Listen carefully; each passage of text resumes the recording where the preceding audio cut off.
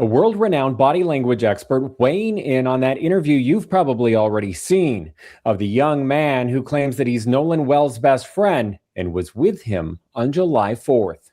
Have anything to do with Nolan's death? Of course not, and absolutely not. The only thing is that people would probably pick out was like he didn't say the word no, right? He says, of course not.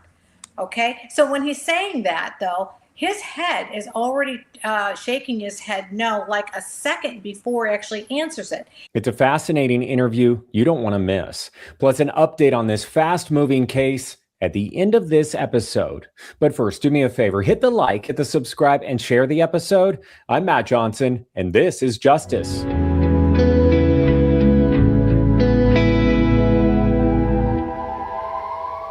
All right, here to help break it all down, we have a very special guest. We have Susan Constantine, jury consultant, speaker, author, and body language expert. Thank you for being on the program as we dive into the Nolan Wells case. I'm happy to be here, Matt. Let's talk about this case. There's lots of information here that we need to talk about today. Yeah, so we have Warren Hudson, who is a friend of Nolan Wells, and they were on the boat together initially. And he recently did an interview with Brandon Tatum from the Officer Tatum show. So I want to play some clips from that, and I'm going to get straight to it because one of the main questions that he's asked is, did you have anything to do with the death of this young man? Have anything to do with Nolan's death? Of course not, and absolutely not. Okay, it's a short clip. Obviously, this is part of a much larger interview. If people want to check it out, they can watch it on the Officer Tatum show. But anything stick out to you from this clip? Okay, so I want to run this by us. I want you to look at his body language before he was asked the question, while he was asking the question, and while he was responding to the question. So this is where we talk about the 7-second scan. Right? There is no difference from the minute before the question was asked, during the question, or after the question. It remained the same.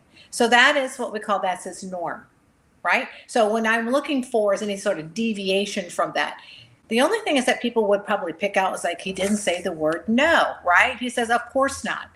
Okay? So when he's saying that, though, his head is already shaking his head no, like a second before he actually answers it. What I'd be looking for, if it was deceptive, it would happen afterwards. He would say, of course not. See? He doesn't. He says, of course not. It happens before. It's because he already knows the truth. So in this particular clip right here, there's no deceptive indicator. And I want you to demystify the fact that he says, of course not. And you'll see that in other clips, he says that's his answer to no, right? So that is what his baseline is. So this is really important because when a person deviates, they may switch it up.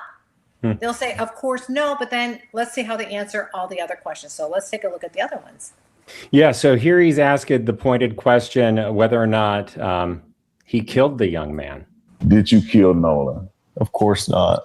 Of course. And again, of course not. That is his norm. That's how he answers the question because he finds it's like, of course I wouldn't. That's preposterous. That's unbelievable. I can't believe you asked that question. So we have to, when we're looking at deception, we're looking at verbal dictionary, how they use their words. When you look at just that phrase, it's not enough to decide deception. It's not a cluster. So what would be a cluster would be someone that maybe had leaned forward, leaned back, then maybe he would have sniffed, and then he would have shrugged his shoulders, okay? That didn't happen. There was no difference in his body language. It was just, if you look at his body language before, during, and after, there was still no deception indicated. So here's another clip from that same interview where he's asked about the phone, and the phone has really, this is Nolan Wells' phone, right? So it was allegedly left on the boat, and and in this interview, Warren says everyone kind of leaves their phones on the boat because the water is gross, murky. You grab it, you take pictures on the boat, you may leave it behind. Then there's been questions as to whether or not the phone has been tampered with. Because remember, again, there's a lot of people that question the story. There's a lot of people that are still investigating this case. So there's questions about if he even got on the boat, if the phone was taken, and what happened to the phone. He's asked about the phone, and let me play that for you. They say that you guys deleted stuff out of his phone. Did you delete anything out of Nolan's phone? No, of course not. Okay, so that is a problem for me. Okay, when he says, of course not, that was normally his response. Okay, and then you see the sniff, his head tilted to the side. So that to me is going to give me, that's what I call a red flag, right? Those are hot spots. Why? Because I'm seeing more than 2 indicators that are questionable to me. So I'm going to want to probe more. I don't know yet, but I'm going to probe more precisely. But when we see that, that's telling me there is something there. I just don't know what it is yet, because there's no follow-up question there to ask a deeper probe. So what we're looking for is when there's a probe, or that's what we call a stimulus, right? What is a stimulus? That was a pretty high probe. That was a high stake question. Okay. And then what I'm looking for are at least 3 indicators in 2 of the channels, which is your body, your face, psychophysiology, like sniffing, gulping, swallowing, licking the lips, etc. And we do see some of those indicators. So what I'm saying to you, there are some indicators, deceptive indicators, and there is a possible cluster there. So that would tell me as an investigator, and this gentleman is not a real investigator, right? So that's the area I'm going to start to probe and ask more inquiring questions to whittle it down to be more precise. So that was a pretty punchy question, and he was probably prepared for it too. And also the sniff can be like an end of a pointed question, like, of course not, like this. It's like a period at the end of a sentence, right? And also a swallow can be fear, but it also can be he knows the weight of that question, which also causes fear. See how you can see where they can have more than one message. So that's an area I'm going to want to explore. Yeah, and as we're talking about this case, usually you and I are talking about trial testimony where the camera is on the person the entire time and you have more of the context. I mean, I'm not saying there were parts that were edited out of this interview, but the camera does shift from time to time. And then I can tell by just watching it that there are other people in the room, because the host is like making reference to somebody at some point. So there are other things going on. And I just thought, when I was talking with you, we were both saying that this would be an interesting interview to take a look at. But, we have no horse in the race. I know that a lot of people may see things differently, but it's just really interesting given the fact of all your training and what we can see from these clips. Yeah, and what I do is I look at things objectively. It has absolutely no subjective analysis, period, end of story. In fact, to me, that is utter nonsense, and it's pseudoscience. It's improper, it's unethical, and you never take 1 or 2 cues and go, oh, that person is lying, and there's nothing else. Because the reason being, Matt, and you and I, we've had dinner, we've talked about this before, there are only specific indicators that are proven to be deceptive. Just because somebody moves or shifts or they lick their lips, unless it's associated with a cluster of other proven indicators of deception, then it's not considered, you can't consider it. So in a lot of my training, and this is what I teach, and in fact, that I just trained a group of judges. In fact, yesterday I got another call to train another group of judges because they want to be able to read people properly. And I spent most of the time debunking the myths. Okay, so I'm trying to get people on a level ground, how to read people accurately, and they're going to be able to do it through this book. I mean, once they get the book, they're going to know how to do it, and they're going to say, you know what, that made perfect sense to me. So you're right, there is no skin in the game. It doesn't matter. We're looking at this as an objective data, and if you just look at it as data, then you don't have a subjective opinion. There's no emotion attached to it. Yeah. And, now we're going to get back to the story. And the real main crux of it all is, what is the true timeline? Is everyone actually telling the truth? So he's asked about the last time that he saw Nolan. And he says that it was around 3 o'clock. So here's the answer to that. Time I saw Nolan was 3 o'clock, and Nolan was cradling a girl in his arms, Katie. Katie. And Katie, Nolan was sitting there, and the last time I saw him, I looked at Nolan, and Nolan was like shaking his head, laughing, and I was like, "Dude, you crazy?" I was like just joking with him, and but anyway, Nolan. That was the last time I laid eyes on him.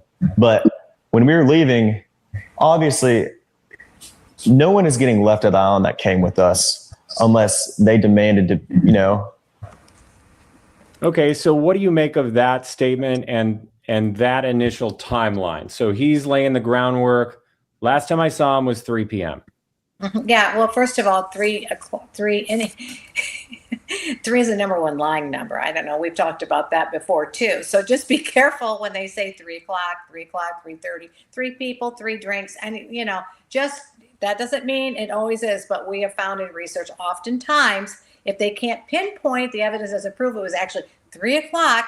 Just be careful, and your antler should go up when they say 3 o'clock. Why did he say 3 o'clock? We don't know yet. Is he trying to fit it to the story if he was being deceptive? Or maybe it was actually 3 o'clock. So the other thing is what word was really interesting to me is he used the word demanded. So when you think of demanded, that is like a very forceful word. No one demanded. Instead of saying no one asked him, that would have been much more believable than to say, no one demanded. So what he's doing is he's actually heightening it to being more of a command. So the question is, why does he feel the need to use the word demanded? Now, he's not saying that he demanded. He's saying no one demanded. So somewhere in maybe all of this investigation, somewhere he felt that he needed to inject this word. No one demanded it. It was like free will, right? You had the choice getting on and getting off. But why he chose that word, I'm going to explore a little bit deeper. Yeah, and that's interesting because I'm going to play another part a little bit further in this same line of questioning. He kind of explains more about his timeline as to what happened and really trying to get, as he says, Nolan on the boat. A lot of people ride out there with someone and in with somebody else all the time. I've done that 100 times. It's a very common thing, but Nolan was sitting by the boat with that Katie girl, and my buddy yelled for Nolan, get on the boat. We're leaving. The boat's having issues. And no, he didn't say that, but he was panicking.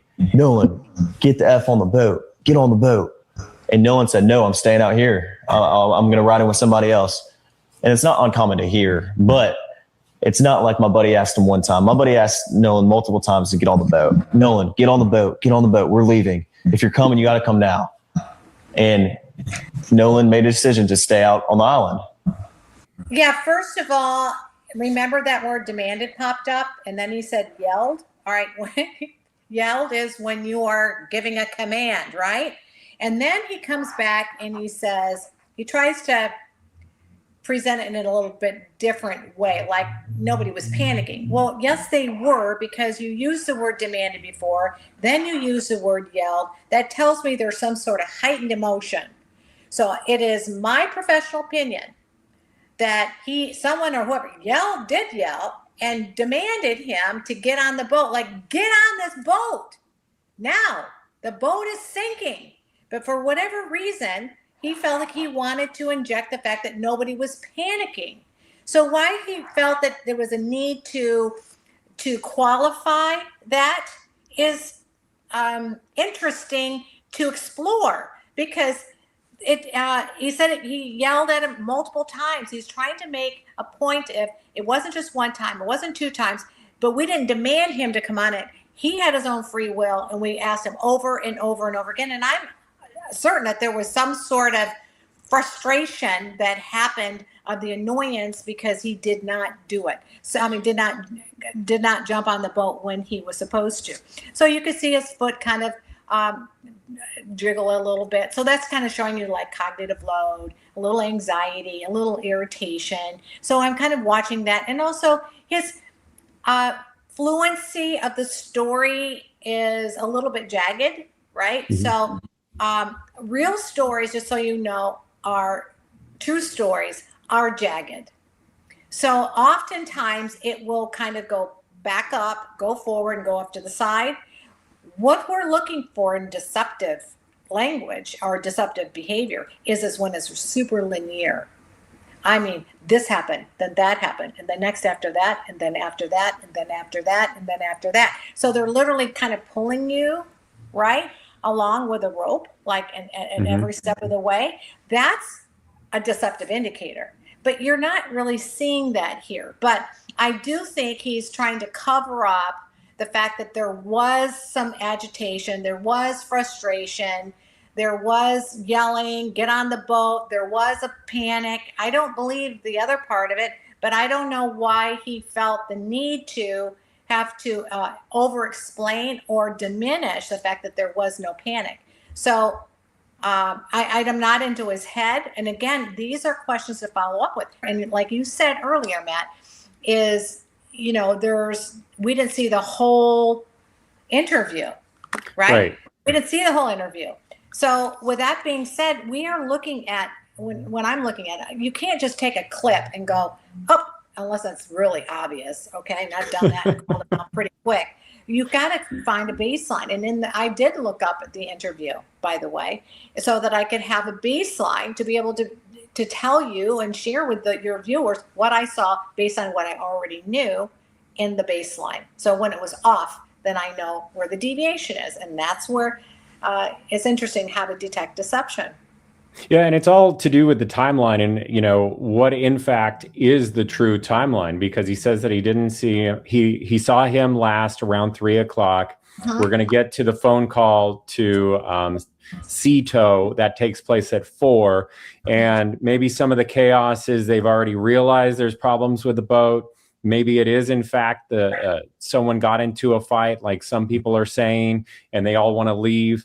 But actually, let me play part of that dispatch call and get your take on this. And again, this is just part of the dispatch call. Hey, we're at the west tip of Horn, and our bilge pump stopped working. We're sinking. Can y'all please come? We have a membership. Yeah. All right. Is the boat sinking or you have it aground? We were sinking, yes. Is it aground is the question? No, we're not aground. We are in 17 foot of water. We're in 31 foot of water. All right. Have to ask. What do you want to do? Do you want to be towed back? I want to get this boat unsank and towed back, yes. There are 0 adults on board. There's nobody on board the boat? No. Nobody here is over the age of 21. All right. And is everybody on board in good health otherwise? Yeah, everybody's How on many? board. All right. Do you need the United States Coast Guard? What? Do you need the United States Coast Guard? No, we do not need that. And also, for the viewer, there was a lot of dead air in this Q&A with this lady that was trying to help them. So it is also edited. You can listen to it online, the full thing. But that's the gist that stood out to me that I wanted to get your take on. There is a sense of urgency, but not in a form of high panic. It's not to that level. So this is like, we're concerned. His voice is a little bit more tense. You can sense the tenseness in his voice. And what I would like to do, and I think this would be really great for this 911 call, is run it through voice stress analysis. And voice stress analysis will be able to tell you exactly in the markers of where that person is deviating. The other thing is he uses the word 31 feet, right? It starts at 17. Another 3. To the 31.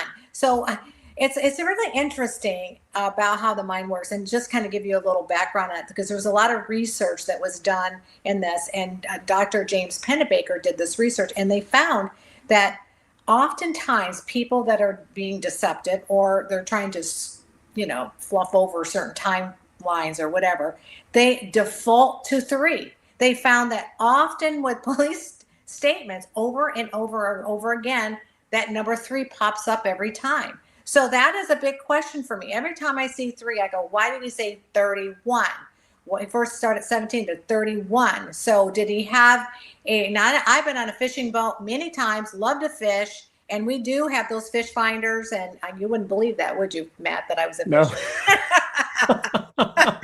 I'm a fisherwoman. But anyway, 31 feet. How did they know that? Did they have the apparatus or the machine that was on their boat to be able to say, where they were and how deep they were? So these are all these questions. So, but to kind of crystallize everything, yeah, the number 3 is going to be a question for me. Why did he say that? He changed it from 17 to 31. Did somebody else in the background say, no, it's 31 and you thought it was 17? We need to clarify that. There was urgency, but it wasn't panic that was in his voice. Yes, they were slurred. But the other thing is at the very end, he had asked about a Coast Guard, and then he had asked the question. He didn't understand it. So did he not hear the question, or was that what we call repeated assertion? So there's this, we always look for when somebody asks a question, and then do they repeat it? It's kind of buying time. So these are the questions I'm going to want to be asking. Initially, it sounds like he didn't need help, didn't want the Coast Guard called. Everyone was okay on board. But then again, it's a longer call. It does sound a little chaotic. People, other outlets are describing it as, quote, frantic. I didn't hear frantic. No, it was not frantic. That is not frantic. In fact, you would have heard the voice pitch. Frantic is your voice will pitch, not lower. His was higher in volume, but it wasn't a shrill or a pitch. That's when someone becomes frantic, like, oh my God, your voice will pitch higher, become more frantic. So you've got tone, pitch, and volume. The volume was louder, the tone was a little stronger, but the pitch was not higher. Because he sounded drunk and annoyed. Yeah. There's one final clip that I want to get your take on. Again, this is from the same podcast with Brandon Tatum. And this is basically of this Warren Hudson talking about the reason why he didn't go to the funeral. So let me play that. I would never want to take the attention off of Nolan and his family. They don't deserve that. And, for own personal reasons, I mean, I've gotten thousands of death threats. My family's got thousands of death threats. And, for my own safety, I'm not going to put my own health and safety at risk. It breaks my heart that I can't go, and it hurt me more than anything because obviously I want to say my last goodbyes to one of my best friends. But I mean, if I'm getting thousands of death threats with people saying they're going to kill me and do crazy things to my family and I couldn't bring myself to go because, I got to put my own safety first. And even if that means, missing my friend's funeral, I mean, it's horrible and I wish I could have been there, but that's what's been going on, So what's your take on that? So when there is a true situation, emotion always happens at the end. Okay. So if I would take in that piece and I could underline every emotion word out of it, it was consistent all the way through. It breaks my heart. It was horrible. He really wanted to be there. Right. So, and it really bothered him that he couldn't, and I'm paraphrasing. It was something that he was really upset about, but then he explains why. He explains, which was plausible. I've been getting a lot of death threats. And then you have to think about, well, is that true? Or is he just saying that?